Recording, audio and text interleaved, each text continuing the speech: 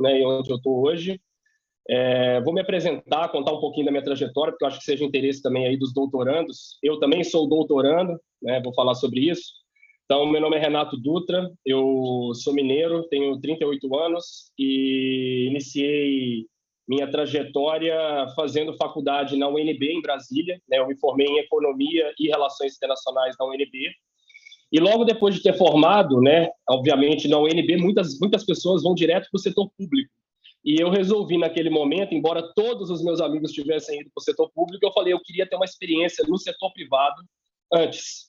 E na época, 2006 foi o ano, eu apliquei para alguns programas de trainee e fui aprovado no programa de trainee da Ambev, onde eu fiz carreira aí por 6 anos, né? Então, na área industrial, eu cresci na área industrial, principalmente na parte de gestão processual, e cresci lá dentro. Depois de 6 anos lá dentro, né, eu me encontrei num dilema de carreira, acho que todo mundo passa por dilemas de carreira aí ao longo do tempo. Nesse meio tempo da Ambev, eu fiz um mestrado em economia, era a área que é a minha área principal de trabalho, e eu resolvi dar uma guinada na minha carreira na época. Eu resolvi voltar àquele sonho inicial, porque era um sonho inicial, eu fui para Brasília com esse sonho de trabalhar no setor público, e resolvi me preparar para ir para o setor público, né? E na época, a área de energia era uma área que me chamava bastante atenção já desde a época da faculdade. Então, na época, eu fiz o concurso público para a ANP, né? Eu tive aí a honra de poder ter passado em primeiro lugar no concurso de 2013. E na ANP, de onde eu sou servidor público já há quase 10 anos, eu fiz minha carreira aí na área de biocombustíveis, de abastecimento, logística de combustíveis, qualidade e também direito da concorrência dentro da área de combustíveis. E durante muito tempo trabalhei aí com etanol e biodiesel, né? Então, todos os leilões de biodiesel entre 2014 e 2019 foi minha equipe que conduziu. E aí, nesse meio tempo, eu para aprofundar um pouco mais minhas habilidades, eu resolvi fazer um doutorado, né, no planejamento energético, na COP, né, que eu comecei em 2017, e estou concluindo agora, provavelmente esse mês de julho eu devo defender minha tese, né? Graças a Deus, né, quem está passando por um doutorado sabe que trabalhar e fazer doutorado ao mesmo tempo não é brincadeira, né, professor? E há um ano atrás, né, eu em função da minha trajetória, e eu acho que em função muito também do trabalho que eu vinha desenvolvendo no doutorado, o secretário adjunto de Petróleo, Gás Natural e Biocombustíveis do Ministério de Minas e Energia, o Pietro Mendes, né, que à época era diretor de biocombustíveis, ele me fez um convite para integrar a equipe do Ministério de Minas e Energia, né, coordenando a área de biodiesel, de SAF, de diesel verde e de biometano aqui do Ministério. Então, é onde eu estou desde fevereiro do ano passado, né, com muitos desafios, dentre eles o de hoje, que é o do SAF, sobre o qual a gente vai falar um pouquinho. Então, professor, acho que uma breve descrição aí de 20 anos de história em 10 minutos, né? Excelente, Renato, e eu acho que essa breve descrição explica porque eu percebi em você realmente um talento. Tanto que te convidei, né, para vir para o programa e você disse, eu já estou finalizando. Então, é um prazer gigantesco. E, de novo, sendo você, né, o final de um doutorado, esse espaço aqui é o melhor possível. Manda bala, Renato. Muito obrigado. Perfeito. Eu vou projetar a tela, então, aqui.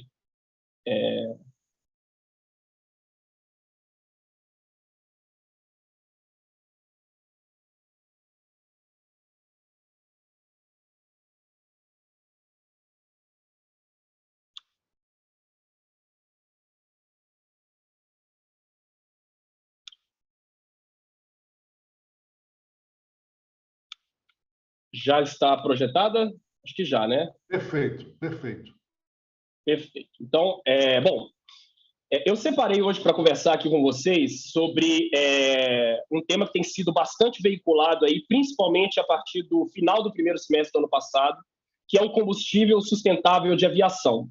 Se a gente olha as notícias aí antes do primeiro semestre do ano passado, a gente raramente via esse tema sendo falado de forma massiva na mídia especializada ou na mídia em geral. Mas de lá para cá, esse tema ganhou uma grande alavancagem E um dos grandes motivos para esse tema do combustível sustentável de aviação ter ganhado uma engrenagem maior foi o fato de ter sido instaurado pelo Ministério de Minas e Energia e pelo CNPE o Programa Combustível do Futuro, que teve como uma de suas dezenas de responsabilidades a responsabilidade de traçar a estratégia federal para inserir o combustível sustentável de aviação, o SAF, na matriz energética brasileira. Então, o tema da nossa apresentação aqui hoje é esse, apresentar essa estratégia, né? E aí a gente vai falar não só do combustível, né? Porque eu acho que é importante para vocês que são doutorandos e para o público em geral também ouvir, a gente falar um pouquinho de como que o governo faz todo o seu planejamento, né? Como que ele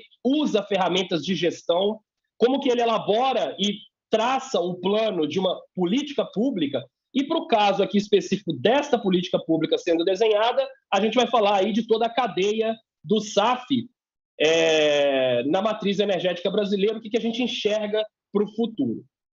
Então, primeiramente, eu vou contar um pouco sobre o subcomitê Pro-BioQAV, que faz parte desse programa Combustível do Futuro, e os seus objetivos institucionais e qual que é o planejamento nosso de trabalho nesse subcomitê. Então, para a gente começar, nada mais óbvio do que a gente falar um pouco da resolução do CNPE, do Conselho Nacional de Política Energética, que criou o programa Combustível do Futuro. Então, no dia 20 de abril do ano passado, foi criado esse programa, que tem aí como objetivo principal o de propor medidas para incrementar o uso de combustíveis sustentáveis e de baixa intensidade de carbono na matriz energética e de transporte brasileiras. E para poder atender a esse objetivo geral, né, foram abertas diversas frentes de trabalho, né? E aqui a gente tem as 7 principais frentes, né? Então, ciclo Otto, ciclo diesel, captura e estocagem de carbono, combustíveis marítimos sintéticos, pesquisa, desenvolvimento e inovação e o combustível sustentável de aviação, que é o SAF, é uma dessas 7 prioridades. E para poder desenvolver esse trabalho dentro deste tema do SAF, o programa criou um subcomitê chamado Pro-BioQAV, que o próprio nome diz aí qual seria o objetivo dele, né, que é incentivar o bioquerosene de aviação e o SAF. E esse Pro-BioQAV, né, que é o comitê que eu lidero desde o ano passado no programa, ele tem um único objetivo. Então, o objetivo dele é introduzir o SAF na matriz energética brasileira. Então, é um objetivo bem específico.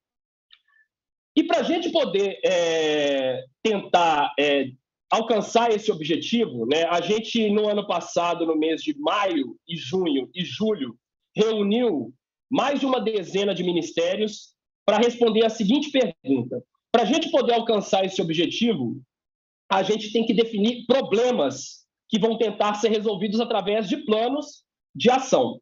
Então, foi feito um brainstorming interministerial, né? Esse brainstorming interministerial buscou aí levantar quais problemas existem atualmente para que se possa introduzir o SAF na matriz energética brasileira, né? Esse brainstorming, a ideia, depois de ter toda a listagem desses problemas com seus respectivos, as suas respectivas descrições, a gente iria priorizar os principais problemas, né? E aí a gente utilizou uma ferramenta bastante utilizada na gestão da qualidade, que é a matriz GUT, que tenta classificar esses problemas de acordo com a sua gravidade, a sua urgência e a tendência de piora se ele não for tratado. E dos problemas priorizados, o nosso plano seria elaborar um plano de ação para cada problema, né? Então, essa era a estratégia nossa interministerial lá atrás. E para poder executá-la, né, ao longo aí de 3 meses de trabalho, nós tivemos, após o brainstorming, uma listagem aí de 12 problemas, dos quais, após ter sido feita a priorização, 2 deles foram priorizados. Então, o primeiro problema que foi priorizado foi o seguinte, né?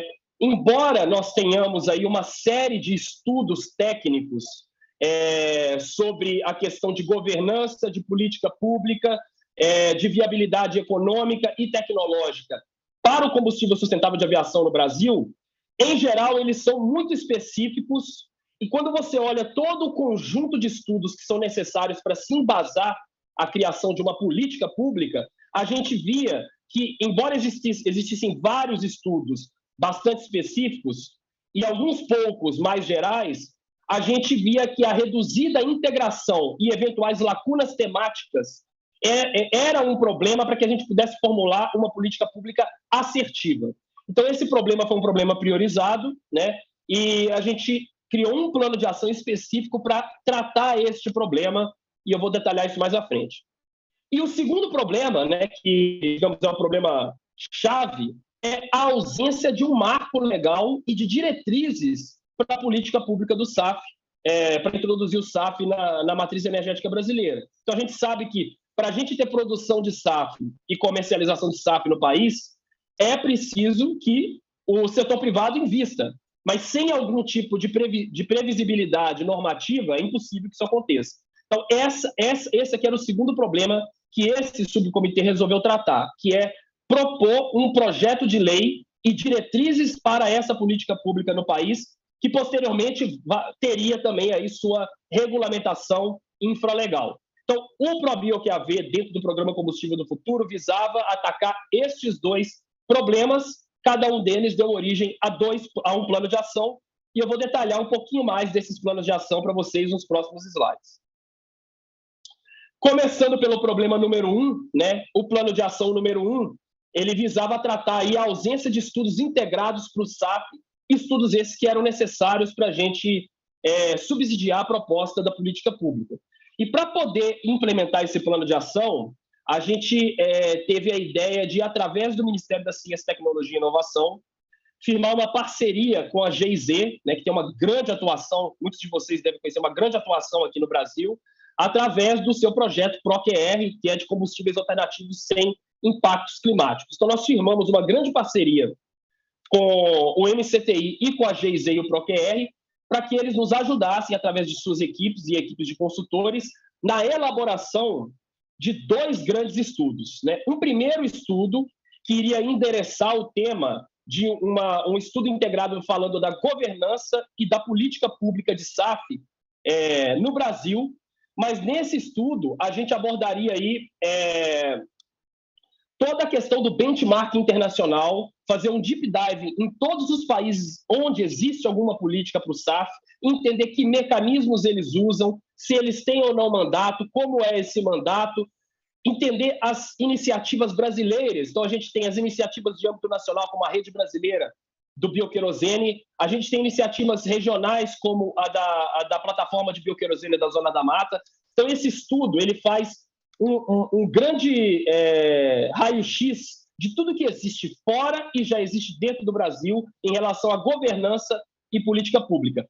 E, no final desse estudo, a gente faz também um balanço de, dadas as potencialidades brasileiras, quais seriam os melhores instrumentos e quais seriam os mecanismos de governança que o Brasil deveria utilizar para poder criar uma política pública para o SAF. Né? Então, aqui é um estudo, digamos, com viés ligado muito mais à parte de política pública, de gestão. Esse estudo já foi finalizado, já foi lançado aí no mês de abril, né? Então, aqui tem uma tela mostrando o lançamento e ele está aberto ao público aí. Na minha humilde opinião, assim, é o estudo mais abrangente já feito no Brasil sobre esse tema de governança e de políticas públicas para o SAF no país, né? Então, esse foi o primeiro estudo que já está concluído, já foi divulgado ao público. E a gente tem um segundo estudo que visa endereçar aí os temas de viabilidade tecnológica e econômica para se produzir SAF no Brasil, né? E esse estudo que está em andamento, a gente já está na etapa final de conclusão, revisão para diagramar e publicar. Ele visa responder, basicamente, os seguintes temas, né? Então, primeiro, fazer uma revisão da literatura sobre o que existe aí de viabilidade tecnológica e econômica para se produzir e escalar o SAF, né? Fazer uma análise das tecnologias para a produção de SAF, esse tema já é bastante coberto na literatura. Uma análise das matérias-primas potenciais para produzir SAF no Brasil. Uma análise da viabilidade econômico-financeira para se ter plantas de SAF, então, para as diferentes rotas tecnológicas e matérias-primas, né? Qual que é a análise econômico-financeira, né? Os indicadores econômicos financeiros de viabilidade para se ter essas plantas e para se escalá-las ao longo do tempo. A gente faz também uma projeção nesses estudos de oferta e demanda para o SAF no Brasil para o horizonte aí decenal.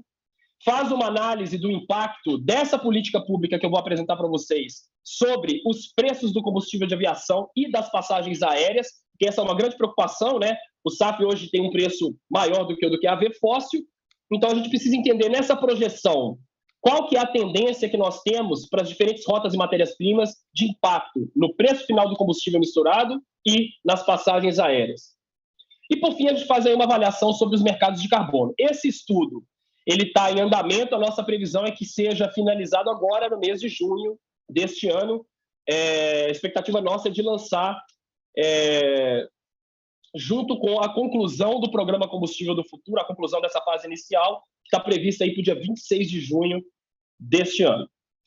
Então, esses dois grandes estudos, inclusive para o público, né, de doutoramento, são estudos super interessantes para quem se interessa por o tema do combustível sustentável de aviação, que vocês façam essa leitura e tenham um pouco mais de contato com o que o governo tem utilizado aí como base para formular política pública. Então, o primeiro plano de ação era esse, né, que já está bastante bem endereçado.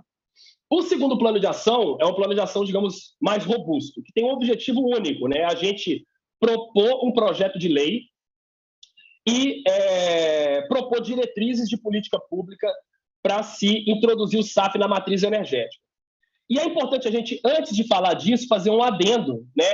Que ano passado, no dia 25 de novembro, foi promulgada e foi sancionada a lei que estabelece o Programa Nacional do Bioquerosene. Ela é uma lei bem pequena, mas é uma lei muito importante, porque essa lei que cria esse Programa Nacional do Bioquerosene, essa lei dá dois comandos relevantes para o que nós agora vamos propor nesse novo projeto de lei que vai tratar do SAF de maneira mais geral.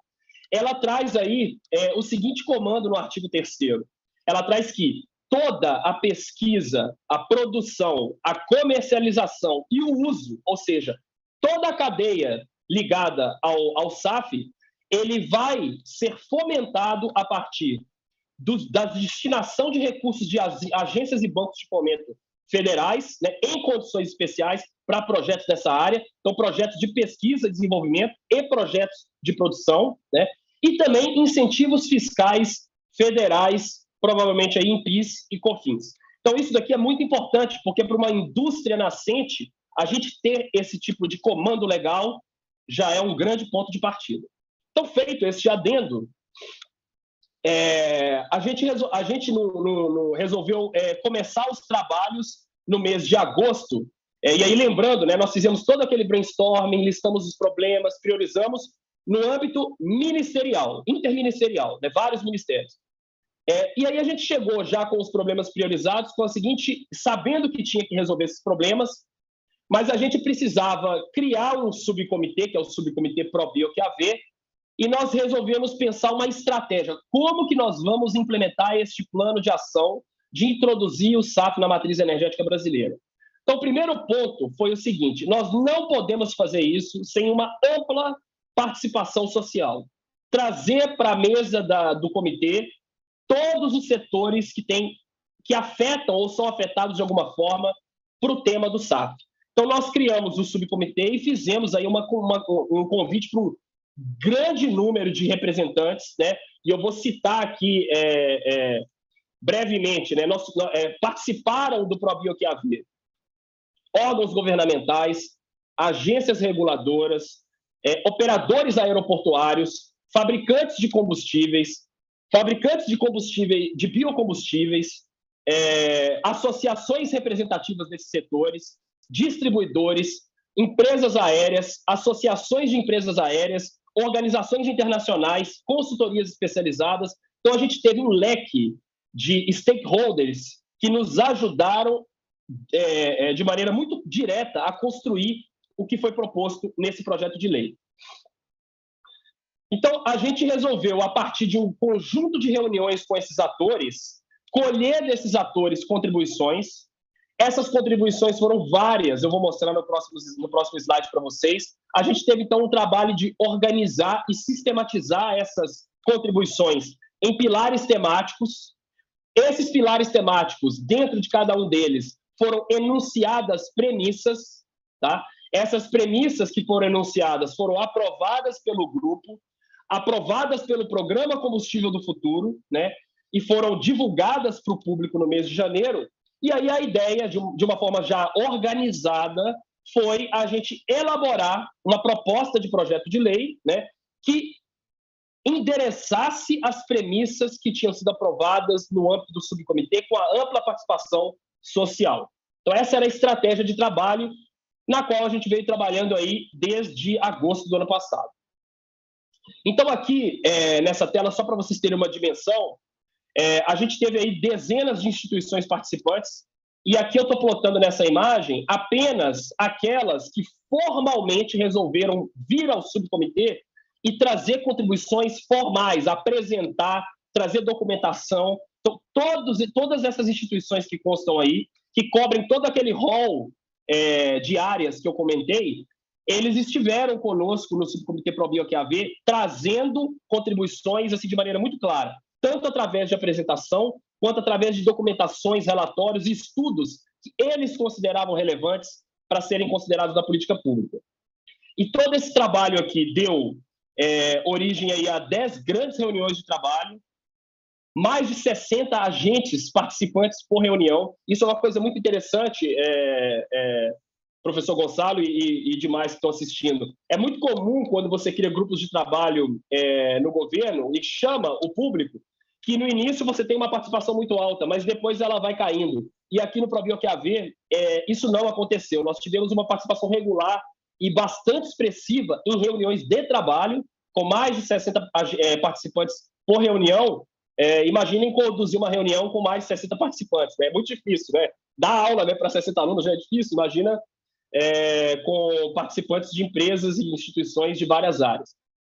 Foram feitas aí mais de 20 apresentações formais e 115 contribuições individuais foram dadas aí nesse compilado, né? E essas 115 contribuições e esses 45 estudos, relatórios e papers que foram disponibilizados por esse grupo, eles foram organizados aí pelo subcomitê.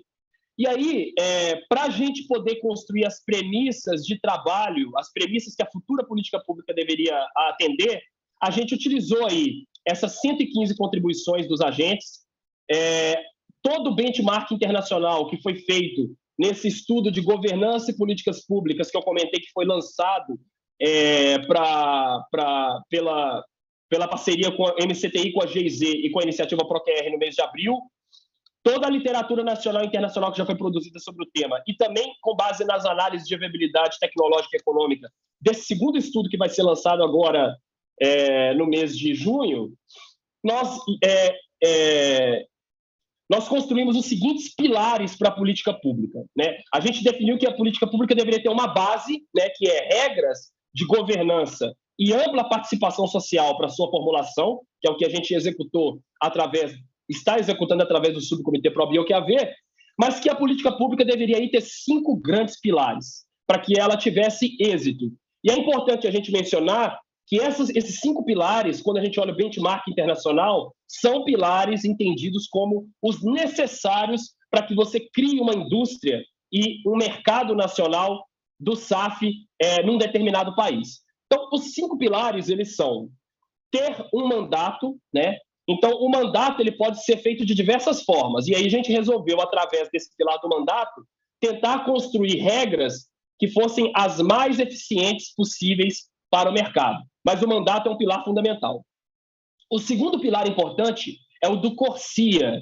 Então, para quem não conhece, o CORSIA é um esquema de compensações para o setor aéreo internacional, coordenado aí pela OACI, que é a Organização Internacional para a Aviação Civil, é um braço, uma agência, uma organização internacional ligada à ONU, né? E esse programa, do qual o Brasil faz parte, né, e vai ter o início de suas obrigações em voos internacionais a partir de 2027, ele tem todo um conjunto metodológico e que é utilizado mundialmente. Então, no país, se nós quisermos ter também o mercado internacional como uma possibilidade, é importante que a gente olhe as regras do CORSIA e ande de maneira o mais alinhado possível com este esquema internacional do qual o país é também signatário.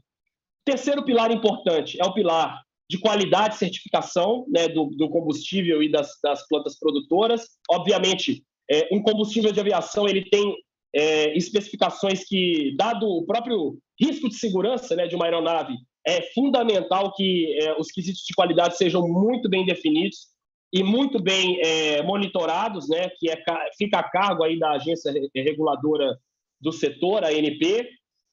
Também termos aí um pilar para financiamento de PDI, Pesquisa, Desenvolvimento e Inovação, porque é um setor ainda que está pujante, a gente tem várias áreas ainda que estão com maturidade tecnológica reduzida, e financiamento de projetos, né? Então, empresários que quiserem investir para produzir SAF no país vão ter aí, né, devem ter dos bancos federais e das agências federais aí incentivos para poder financiar seus projetos.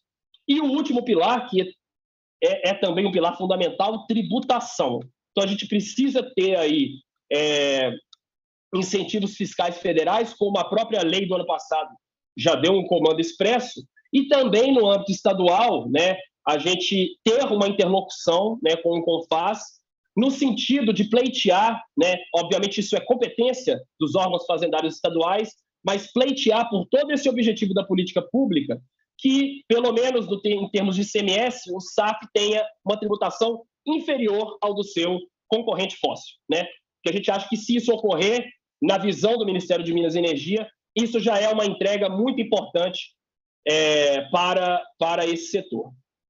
E aí, esses pilares, né, a partir daquelas contribuições, eles deram origem a 27 premissas, né? Então, eu não vou detalhar cada uma delas, porque elas já foram publicizadas já aí no mês de janeiro desse ano, elas foram amplamente discutidas, debatidas. E aí, essas premissas, essas 27 premissas, elas cobrem esses 6 pilares, né? E aí eu vou detalhar algumas delas para vocês no âmbito da proposta do projeto de lei que o programa está apresentando a partir deste trabalho. E todas as propostas que nós estamos fazendo estão respeitando esse conjunto de premissas, porque o nosso pacto foi que as premissas seriam os balizadores do projeto de lei e de eventuais regulamentações infralegais que viessem posteriormente, por ter sido construído com essa ampla participação social, que é o que dá legitimidade para o trabalho. Mas eu gostaria de destacar aqui, dentro do pilar mandato, talvez a grande mudança em relação ao que nós já conhecemos em termos de política pública para o setor de biocombustíveis, que é o seguinte: todas as regras de mandato atualmente existentes para o setor de biocombustíveis, e aí eu destaco o etanol e o biodiesel, são mandatos volumétricos, né? Então, a gente tem aí o mandato atualmente vigente de 10% para o biodiesel e de 27% para o etanol. E dentro das discussões do subcomitê, a gente entendeu que era importante termos, lembrando que o objetivo do Programa Combustível do Futuro é reduzir a intensidade de carbono na matriz de transporte e matriz energética. A gente entendeu que talvez, para a gente ter uma regra mais eficiente de mandato, seria interessante que os operadores aéreos, né, que vão ser os grandes responsáveis, que são os responsáveis pelas emissões, que eles tenham metas de redução de emissões de dióxido de carbono. E esse mandato baseado em um percentual de redução das emissões, ele teria como consequência o fato de ele permitir que todas as rotas tecnológicas e todas as combinações possíveis de matérias-primas possam competir de maneira mais eficiente para ter um melhor benefício também para o consumidor final. E permitir também diferentes usos do SAF no território nacional. A gente sabe que o etanol, por exemplo, o biodiesel, ele tem que ter um comprimento percentual uniforme em volume em todo o território nacional. Aqui, o nosso objetivo é garantir que haja redução das emissões. Então, para poder atender esse objetivo, os clientes vão poder utilizar qualquer SAF oriundo de qualquer rota tecnológica e qualquer matéria-prima, desde que atenda à meta de redução de emissões. E essa meta ela vai poder ser cumprida em qualquer conjunto de rotas onde se tiver disponível nas estruturas aeroportuárias e onde os operadores aéreos tiverem o interesse de cumprir. Não será necessário que todos os voos nacionais tenham um certo percentual de combustível sustentável de aviação para poder cumprir o mandato. Então, eu queria destacar aqui uma mudança de visão, né? Para o SAF, o governo federal está propondo não uma meta volumétrica, e a gente vai falar disso mais à frente, mas uma meta de redução de emissões do setor. E aí, de todo esse conjunto de premissas, né, como que nós organizamos para propor um projeto de lei? Obviamente, a gente não tem que tratar num texto de lei todas as premissas. Algumas são suficientes de serem endereçadas no âmbito infralegal, mas algumas delas seriam importantes de serem tratadas no marco legal, outras em normas infralegais posteriores. Então, o que a gente vai estar fazendo aqui, já nos próximos slides, é pegar as premissas que tiveram tratamento no projeto de lei que a gente foi apresentar. Então, eu até coloquei aqui um trecho de uma reportagem que saiu na IPBR, né? No mês agora de março, nós publicamos o projeto que nós estamos apresentando. Então, assim, isso já foi também dado publicidade, porque eu vou falar aqui, não é nenhuma surpresa, né? E desde então a gente vem aí trabalhando para o endereçamento desse projeto para o Congresso Nacional. E aí eu vou trazer aqui trechos desse projeto para que vocês tenham contato, principalmente aqueles que não tiveram contato ainda, que eu acho que é importante a gente discutir, ver o texto e discutir alguns elementos. Então, o primeiro ponto do projeto de lei é que nesse projeto de lei a gente vai estar trazendo a definição de SAF e a alteração da definição do bioquerosene de aviação na lei do petróleo. Então, por que isso é importante, né? Isso, primeiro, era uma das 27 premissas, uma delas era importante inserir a definição de SAF na lei do petróleo, né? E essa definição ela foi construída com base aí no benchmark internacional para se definir em textos normativos o SAF, né? E a gente redefiniu o bioquerosene de aviação como um tipo de SAF, né? Porque o SAF ele pode ser um bioquerosene, mas também pode ser um combustível sintético, por exemplo, né? Então, era importante fazer essa distinção. E eu vou ler com vocês aqui a definição para destacar um dos elementos da definição de combustível sustentável de aviação. Então, ela viria definida na lei do petróleo da seguinte forma: combustível alternativo ao combustível aeronáutico de origem fóssil, produzido a partir de matérias-primas e processos que atendem a padrões de sustentabilidade, que pode ser utilizado puro ou através de mistura com combustível de origem fóssil, conforme as especificações técnicas das normas aplicáveis e que promove os benefícios ambientais quando considerado o seu ciclo de vida completo, né? Então, aqui, essa seria a proposta trazida no âmbito do ProBioQAV para a lei do petróleo. E, a partir daí, né, tendo já a definição do SAF na lei do petróleo, a gente estaria instituindo o Programa Nacional do Bioquerosene, do Combustível Sustentável de Aviação, que seria chamado ProBioQAV, que tem como objetivo o incentivo à produção e ao uso do SAF, de que trata o artigo 6º, inciso 32, que é esse que eu acabei de apresentar, que é o novo conceito de SAF a ser introduzido na lei do petróleo. E esse programa, né, conforme consta no parágrafo único, ele determinaria, aí, através desse comando legal, que a ANP estabelecerá os valores de ciclo de vida do poço a queima da rota produtiva de SAF para os fins do disposto nessa lei. E aí, o ciclo de vida do poço a queima é uma expressão comumente utilizada, a gente fala aí do poço a roda, que é o bastante comum, né? Mas para o setor de aviação é bastante utilizado aí o ciclo de vida do poço a queima.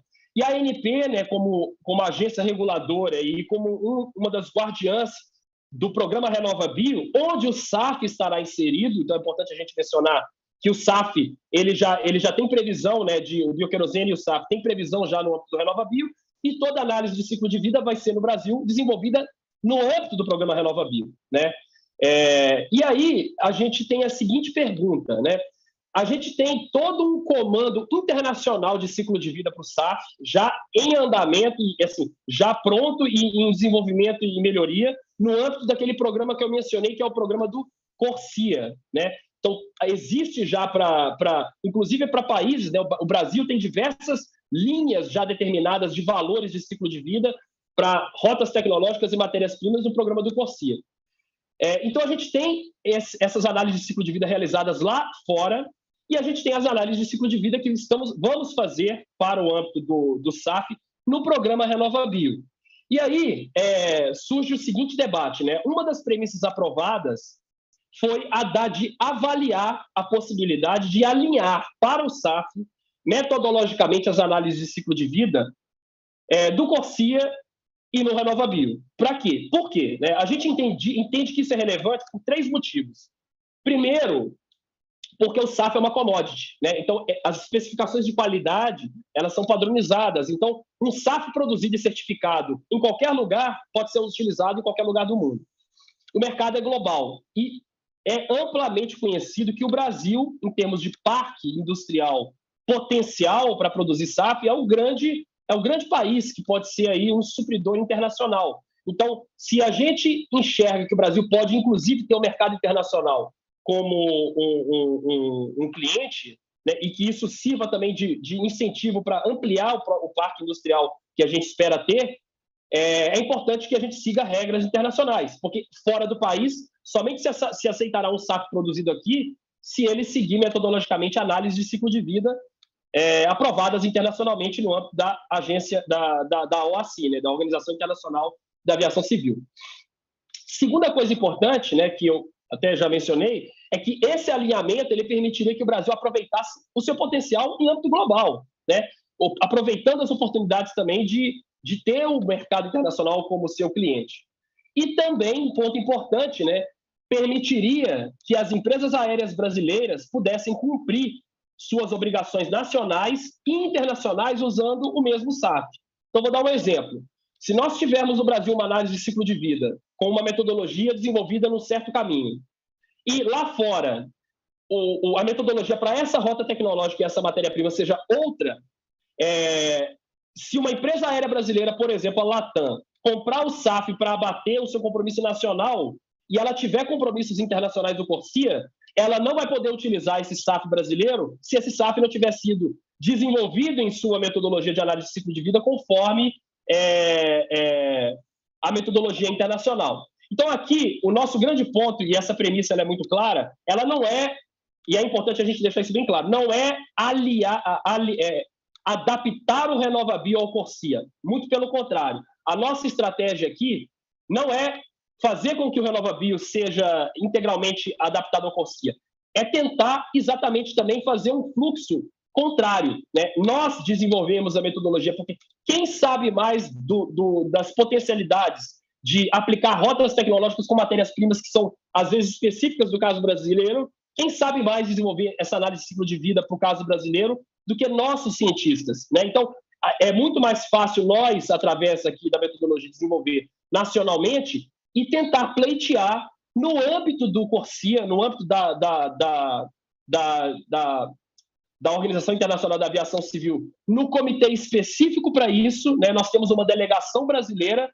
Então, à medida que esses trabalhos forem sendo desenvolvidos de análise de ciclo de vida no RenovaBio, nós também iremos nesse FTG, que é o Fuels Test Group, da ICAO, que é onde se discute toda a metodologia de ciclo de vida. Então, ali dentro, né, a gente vai poder levar, olha, temos aqui desenvolvida a análise de ciclo de vida para produzir o SAF da rota REFA, da matéria-prima óleo de palma. Nós vamos poder levar isso lá e fazer com que o Brasil tenha em sua linha específica, né, esse valor como valor praticado. Então, a estratégia do governo federal envolve isso também. A gente fazer aqui com base no nosso conhecimento já instalado no RenovaBio e eventuais diferenças a gente pleitear que lá seja utilizado também. E esse é um fluxo aberto. A gente, às vezes as pessoas não conhecem o modus operandi, mas esse fluxo de atuação das delegações ele é contínuo, né? E existe essa possibilidade prática. Um terceiro ponto importante, né, além dessa questão do ciclo de vida, que vai vir no projeto de lei, é o artigo que trata do mandato, né? Então, a gente vai estar inserido um mandato, né? Esse mandato, ele vai ser um mandato, conforme consta aí no artigo 8º, que vai obrigar, né, que os operadores aéreos eles reduzam obrigatoriamente suas emissões de dióxido de carbono em 1% a partir de 1º de janeiro de 2027, e o CNPE vai ter aí a atribuição de poder elevar esse 1% de redução de emissões a até 10%. Então, o CNPE, após a promulgação dessa lei, o CNPE vai fazer um cronograma de evolução até ao longo aí dos anos de elevação dessas obrigações até o limite de 10%. Então, o CNPE vai ser, aí, a partir de estudos técnicos, o colegiado responsável por sinalizar o cronograma de redução de emissões do setor. E aí também tem um parágrafo segundo, que traz o comando, que é um comando que consta em todos os regimes de mandato atualmente existentes, tanto para o etanol quanto para o biodiesel, que é em situações de motivo de justificado interesse público e temporariamente, o CNPE pode reduzir aí o teor, digamos, a meta de redução de emissões temporariamente até que se restituam as condições de normalização do mercado. Então, assim, isso é um comando já utilizado normalmente e que traz aí um respaldo para a competência legal que o CNPE já tem.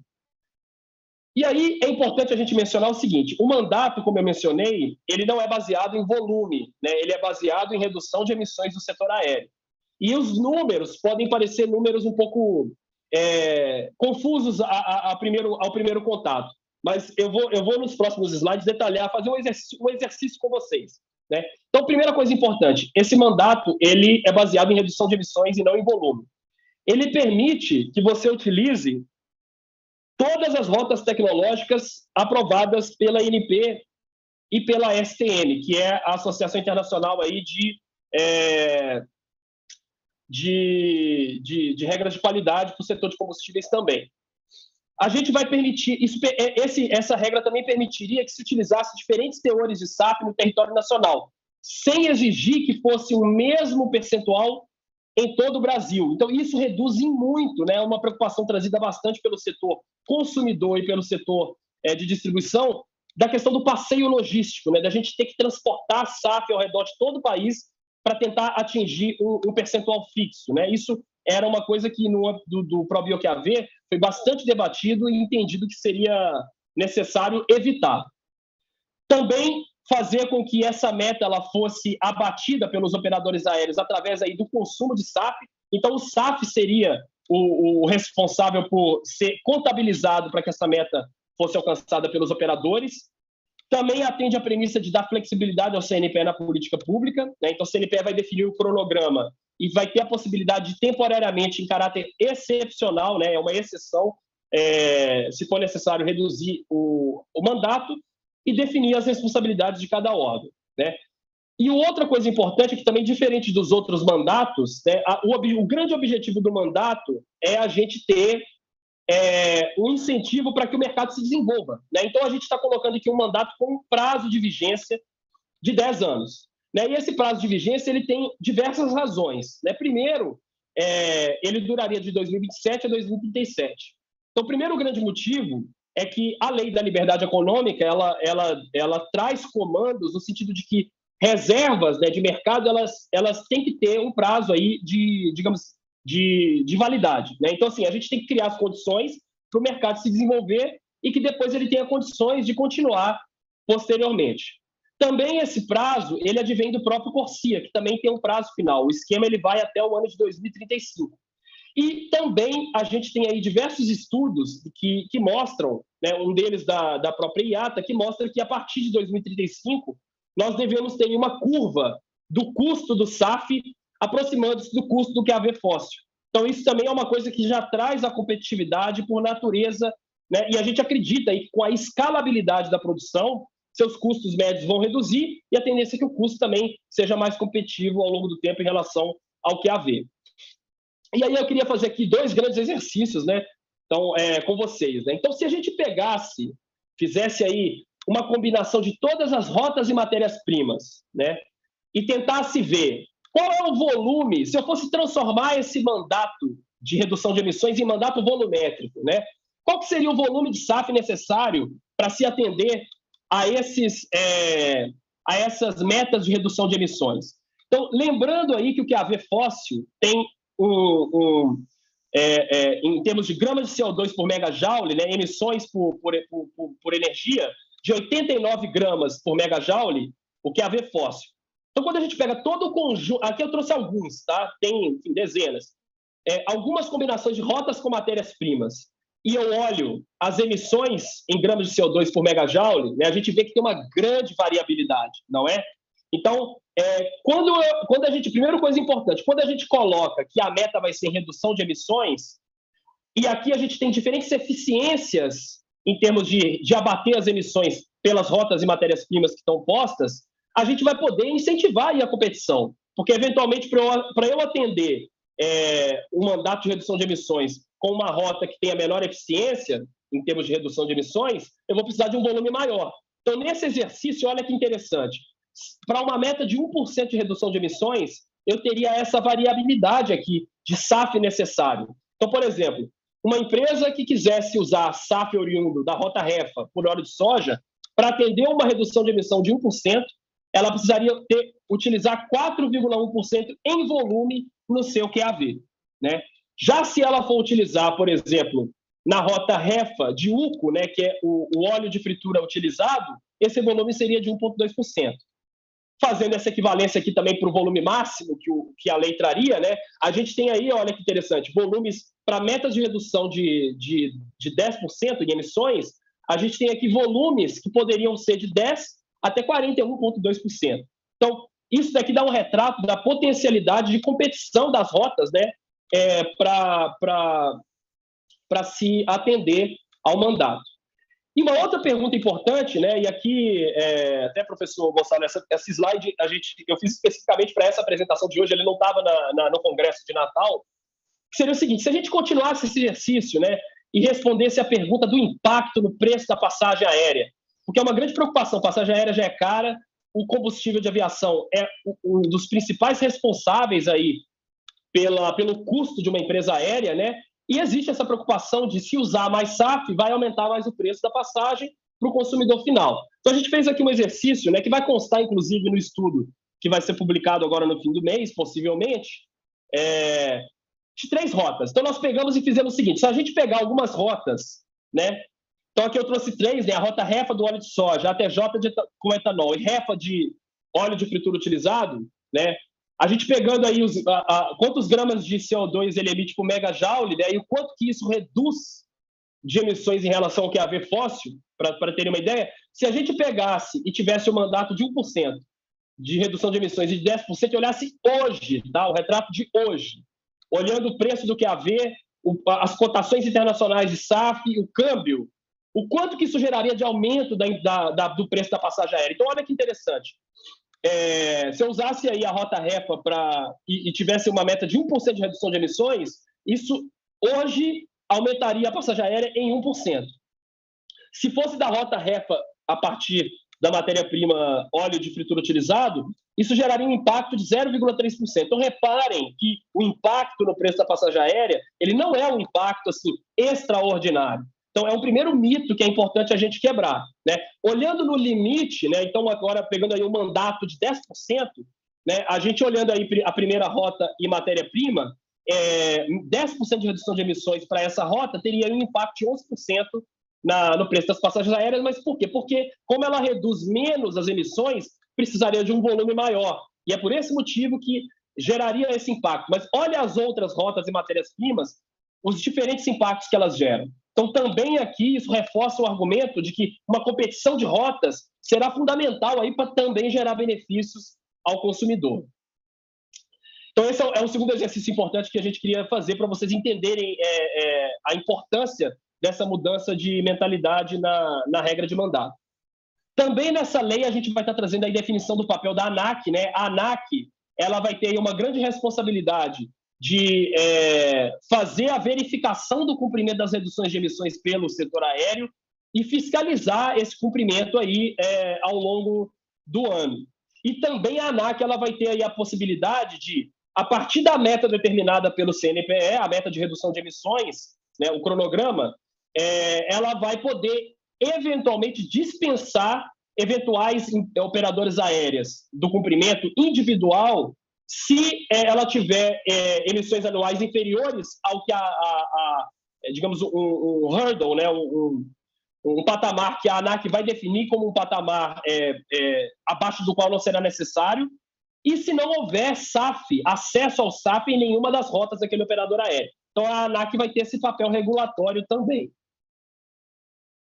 E também aqui, dentro da definição da ANAC, eu não vou entrar muito em detalhe aqui, né, vai existir aí dentro das atribuições que faz parte aí de uma regra de reciprocidade. Então, dos tratados internacionais da área de aviação do qual o Brasil faz parte, quando ocorre a imposição de obrigação a operadores internacionais que operam no país, se essa obrigação for imposta a operadores brasileiros no exterior, a gente vai poder impor essas obrigações também aqui. É uma regra de reciprocidade que a gente está replicando aqui no âmbito da lei.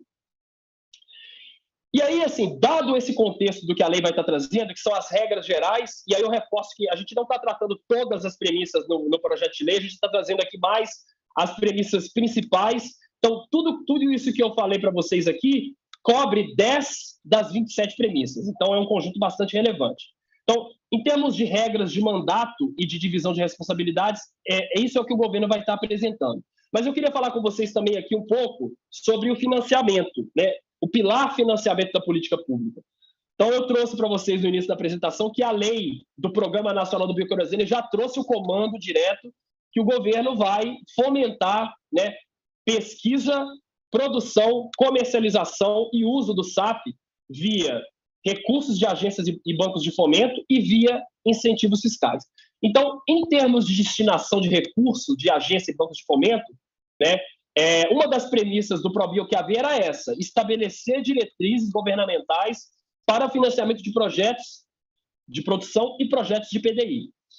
E aí, quando a gente olha, digamos, as rotas tecnológicas para se produzir SAF no mundo, a gente tem rotas que já são bastante maduras, como a rota REFA, e rotas que ainda não são tão maduras. Então, nesse TRL, né, que é o grau de maturidade tecnológica das rotas tecnológicas / matérias-primas, a gente está adotando aí como premissa de diretrizes a seguinte, né? Então, aquelas rotas que tiverem TRL baixo, né, ou seja, baixa maturidade tecnológica, a gente vai ter linhas de financiamento para pesquisa, desenvolvimento e inovação dessas rotas, tanto aí através de recursos de PDI da ANP, quanto do próprio FNDCT, que vai ter aí editais específicos, né, que a equipe do MCTI está absorvendo, como também aí recomendações do ProBioQAV. E aquelas que tiverem TRL alto, né, que já estão aptas aí a se gerar plantas para projetos produtivos, nós estamos aí organizando junto ao BNDES, né, que participou do ProBioQAV, diversas linhas de financiamento específicas para o SAF, e também estamos aí inserindo o tema do SAF como escopo do Fundo Clima. Então, para quem não conhece, o Fundo Clima é o fundo setorial que tem maior, as melhores condições de financiamento em termos de taxa para processo produtivo atualmente no país. E os projetos de SAF vão fazer parte do escopo do Fundo Clima. Então, aqui, esse pilar de financiamento para essa parte de projetos, a gente está endereçando essas entregas, né? Então, são 4 entregas aí muito significativas, os recursos da ANP, do FNDCT, do BNDES, do Fundo Clima, para tentar suportar também aí essa indústria que deve nascer no país.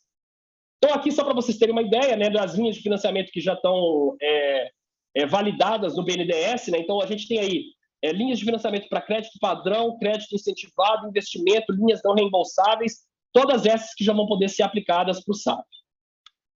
Então, feito toda essa explicação, professor Gonçalo, se eu estiver estourando o tempo, você pode me avisar, por favor.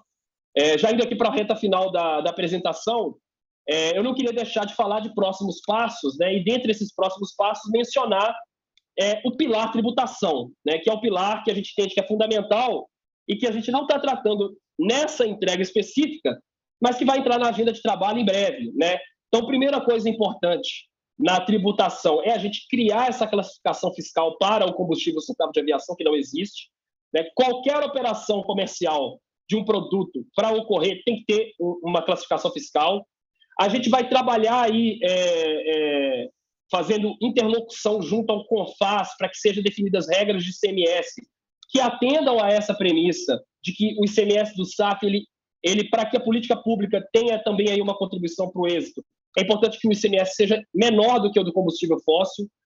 A gente vai trabalhar para regulamentar o artigo 3º, inciso 2º, dessa lei que consta aí, que é a Lei 14.242, que é a lei do Programa Nacional do Bioquerosene. Lembrando, essa lei deu um comando direto, que o governo vai fomentar o setor via incentivo fiscal federal, PIS/COFINS. Então, nós vamos trabalhar para regulamentar essa regra junto aos órgãos competentes.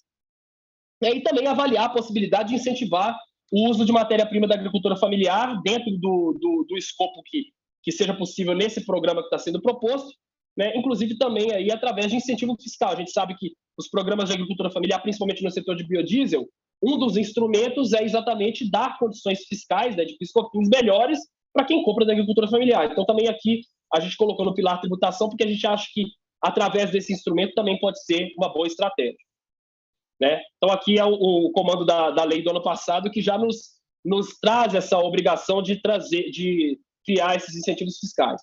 E aí já para caminhar para a parte final, né, eu queria lembrar que no início da apresentação eu comentei que no primeiro semestre do ano passado esse era um tema que era muito pouco falado ainda na mídia, e inclusive no setor empresarial e no setor aéreo era um tema que ainda não era a bola da vez. E a partir desses trabalhos do Programa Combustível do Futuro, esse tema passou a entrar muito no dia a dia da mídia e do planejamento estratégico das empresas, né, do setor de combustíveis e de aviação.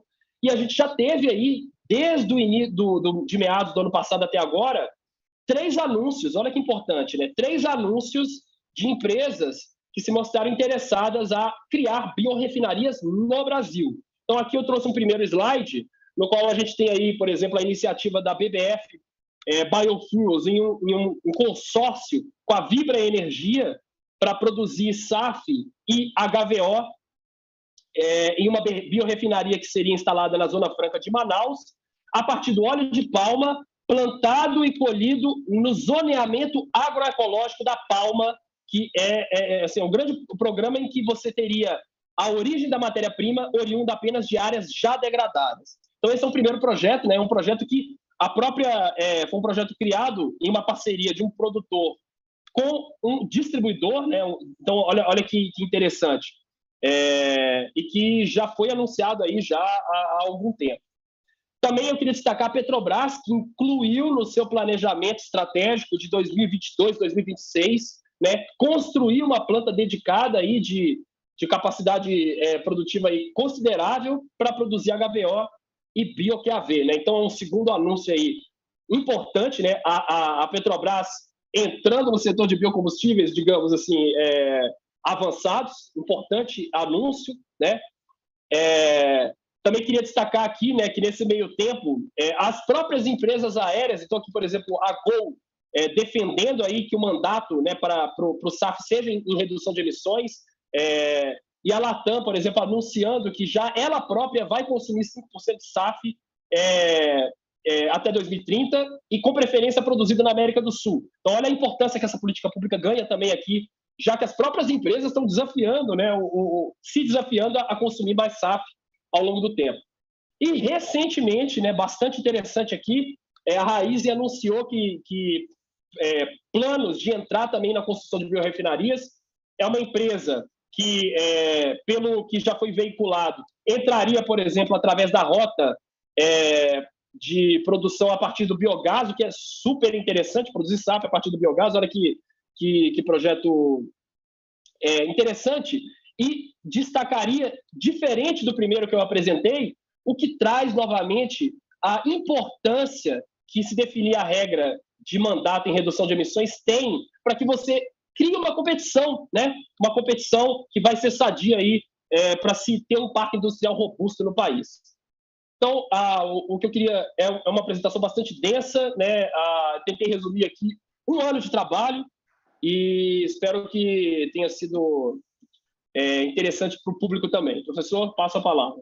Renato, uma palavra só para definir sua apresentação, brilhante, como aquela que eu vi lá no Rio Grande do Norte. Essa adição que você fez do slide com o preço, no impacto nas passagens aéreas, é fundamental.